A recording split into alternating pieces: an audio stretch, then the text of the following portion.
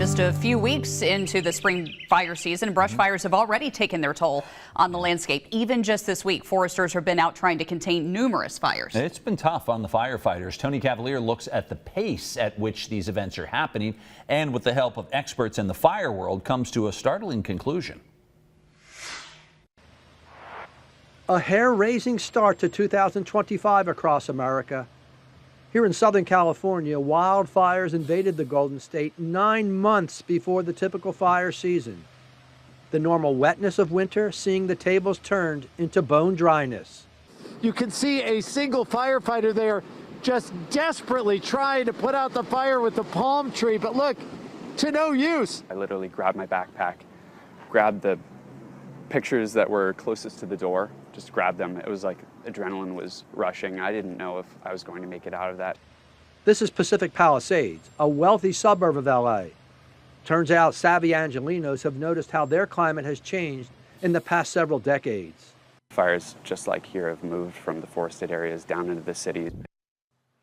From one coast to the other, fast forward to early March, when wildfires swept through parts of the Carolinas. Here just outside Myrtle Beach in Horry County, the biggest storm of the winter brought heavy snow, not rain, to the famous Grand Strand in January. This topsy-turvy climate sporting a lack of winter rains in the Palmetto State. Very erratic. You saw it, the flames were low, and all of a sudden they jumped up, right? So wind changes can do that, and this kind of a fuel type, as we call it, so it can be a little scary. Fire's jumping this way right now. First responders going door to door to evacuate panicked residents. The top of the trees really lit up with a big fire, and then the black smoke was just pouring right out the top of it and everything. It's all part of a national trend, feast or famine when it comes to rain.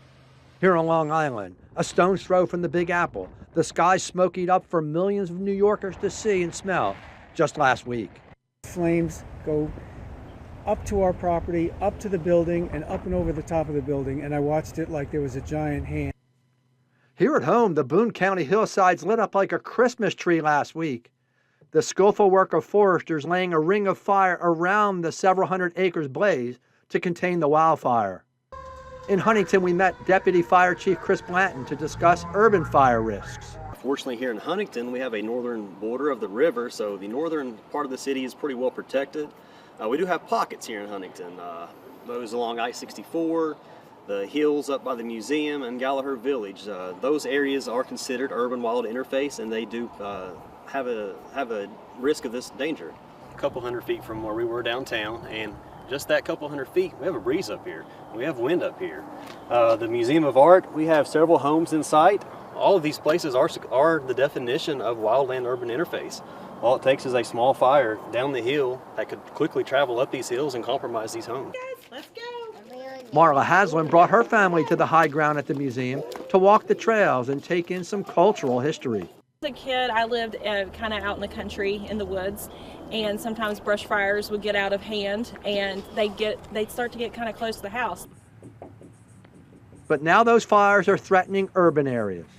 Dr. Cameron McKenzie is a professor of engineering with an expertise in risk management as it pertains to natural disasters at Iowa State University. We take a mathematical modeling approach. We usually look at a lot of historical data, and we want to see what's happening over time with these severe disasters or these extreme events, such as with wildfires.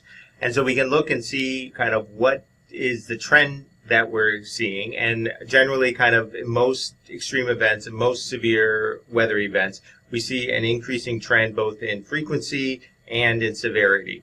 Relatively small pocket in southern West Virginia and western Virginia, as well as eastern Kentucky, kind of the Appalachian Mountain Range, where you do have an elevated risk of wildfires. It's all part of understanding our environment and managing risk against fires in a warming 21st century climate.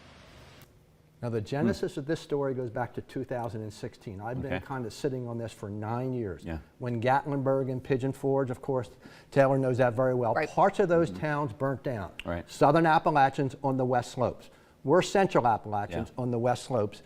And so on a globally warm planet. Yeah. I believe that events like this, as they get more ubiquitous across the country, Right. it may be just a matter of time before one invades our area. Yeah, you're right. It just seems like it's a matter of time and preparing your community in the event of something like that. And that might be the only way to go.